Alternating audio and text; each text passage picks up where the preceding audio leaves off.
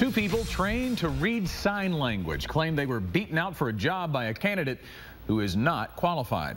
Good evening, and thank you for joining us tonight at 6. I'm Scott Inman. And I'm Christina Munoz. A recent hire by the state of Arkansas is being looked at by 7 on Your Side's Jason Pederson. The job pays about $35,000 a year and is essential to those who need it. Isn't that right, Jason? Well, exactly. Arkansas Rehabilitation Services helps disabled people get jobs, but it is one of their own hires that is now cause for concern.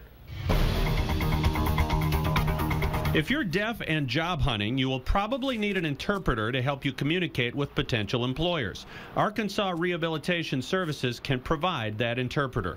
But 2 applicants for a recent interpreter job fear that the candidate who got the job can't do the job. It upset me because we've worked so hard to be considered professionals. What we do to get certification is expensive. And I sit on the screening committee for Arkansas screening interpreters to work in the state.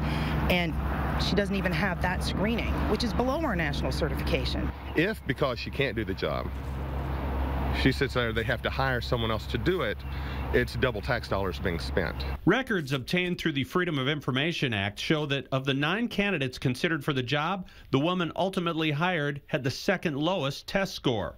Her interviewer, David McDonald, noted that she has no certifications. And after watching a short signing video, the candidate who would get the job did not understand the English or American Sign Language. It was like a 4-minute video, and it was a very basic video. There wasn't anything difficult in it at all. Chief of Field Services Carl Dougherty made the call on who to hire, and his supervisor, Robert Trevino, approved that pick. A spokesperson for the Department of Career Education says the candidate has been on the job now for several months and is meeting all expectations. Tomorrow night, West and Thomas will share why they believe they never had a real shot at getting this job. Jason Pederson live for us tonight. Thank you. 2 candidates passed over for a state job claim the old adage, it's not what you know, but who you know, is alive and well in Arkansas. Good evening, and thank you for watching tonight. I'm Christina Munoz. And I'm Scott Inman. The viewer messages posted online following last night's 7 on Your Side report have been passionate and one-sided. All are concerned about a recent hire made by Arkansas Rehabilitation Services. Jason Pederson is looking into that hire, and he joins us now to tell us what he has found. Jason. Well, Scott, this may surprise you, but to work for the state as a sign language interpreter, you need only a bachelor's degree in special education, social work, or a related field. Having a degree as an interpreter is preferred, but not necessary. In January, Arkansas Rehabilitation Services hired a sign language interpreter with no certifications, the second worst test score of 9 applicants, and who was unable to watch a sign language video and translate the hand movements into English. Those passed over say the hire has the potential to harm the deaf community. It's very personal to me. My father was in town visiting and ended up in the hospital. Had she been the interpreter, I don't know what could have happened to him because she can't interpret. As interpreters, we have a code of ethics we should follow, and one of those ethics is you do not take a job you're not qualified to do. The woman who got the job is certified as a funeral director. Her resume states that she has worked with Premier Funeral Home for the past decade. Premier Funeral Home is owned by Bill Walker.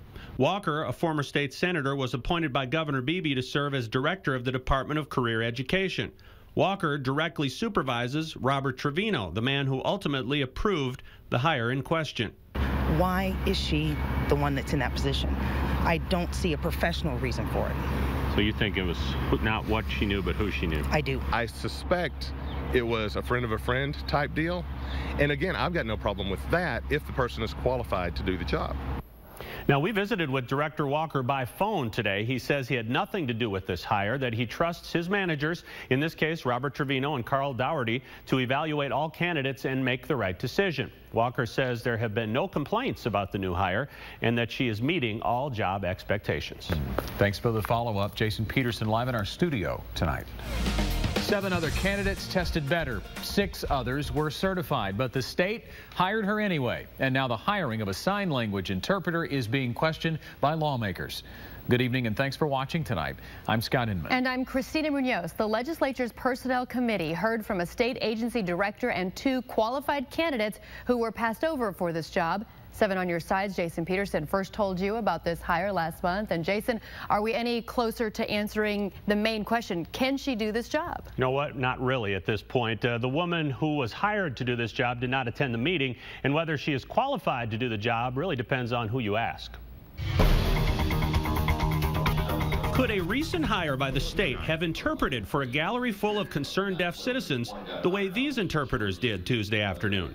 State Workforce Director Bill Walker told a committee of legislators the answer to that question is yes. Despite lacking the certification that other applicants had, Walker told committee members that the woman hired has a deaf family member, has signed for members of her church for the past 10 years, and has been a loyal state employee for more than 20 years. But the deaf community is not pleased with the pick. The deaf community is not very happy. It is an insult to both the deaf community and the professional interpreting community. We expected the agencies to follow high standards in their hires of interpreters. If she could sign what was going on here today, why does she need to enroll in a class on signing at ULR? She's pursuing the class for the purposes of seeking national certification. So that is a process that you go through for the national certification. The state is paying for its recent hire to gain certification when 6 candidates with certifications in sign language interpreting were passed over, including 2 who testified before the committee. This doesn't pass the smell test.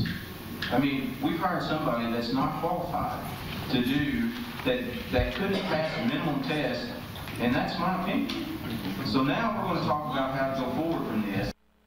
And what the committee voted to do going forward is ask the Department of Finance and Administration to take a closer look at this hire. Something will continue to follow. Now, wouldn't it have been easiest to have the employee show up at this hearing and do some interpreting for them? Yeah, I think so, but that didn't happen. I do know that during her first 6 months on the job, she did not go out by herself and serve as an interpreter for any ARS clients. All right, you'll have to let us know what happens. Jason Pederson live for us tonight. Thank you. Opponents of a controversial state hire get a private audience with those who made the hire. Good evening, and thanks for joining us. Tonight at 6, I'm Scott Inman. And I'm Christina Munoz. To serve as a sign language interpreter, you really need to know sign language well. Well, some are convinced a woman hired by the state as an interpreter is not up to the task. Jason Pederson was there as they arrived for this special meeting this afternoon. Jason, what can you tell us? Well, call it damage control, call it a search for common ground, call it what you will, but the meeting called by State Workforce Director Bill Walker was his opportunity to explain an unpopular hiring decision. Prominent members of Arkansas's deaf community arrived to meet with state agency director Bill Walker. A legislative committee hearing last week failed to quell their concerns over the state's hiring of a sign language interpreter who lacks national certification. Many in the deaf community question the ability of the woman hired, including State Representative John Burris, who asked this question at that hearing. Could she be at the front of this meeting signing, communicating with the people in the audience? Okay. Thank you. You heard Director Walker's answer and heard how many of the deaf people in the audience that day disagreed with Walker's assessment. What you won't hear is how Director Walker tried to share his support and confidence in this hire in his Monday meeting with some of those same people. We weren't invited.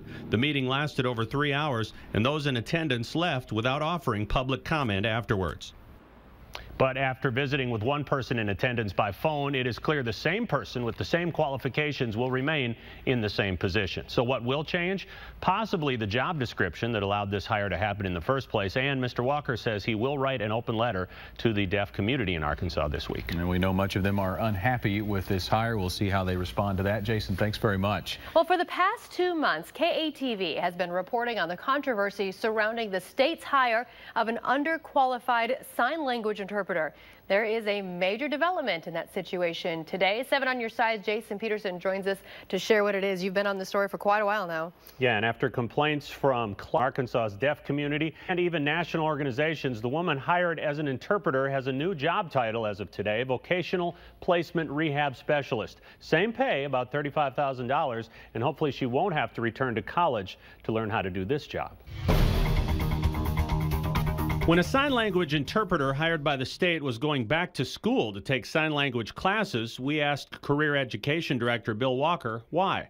This candidate already beat out 6 people with national certification. Why seek correct. the certification now? Well, because we don't limit it to certification only. We made a decision based on the totality of the issue. For 2 months, Director Walker has defended the hire, but in a statement released Friday, he now says, "I believe that I made a mistake in hiring her for the interpreter position." Representative Brian King had this to say about Director Walker's announcement: "I will work to raise the qualifications for those hired as interpreters so that this doesn't happen again. Director Walker and Mr. Trevino's management did not serve the deaf community or the people of Arkansas." Dr. Glenn Anderson, a UALR professor and deaf Arkansan, states that he hopes the state will now move forward with filling the interpreter position with a qualified individual.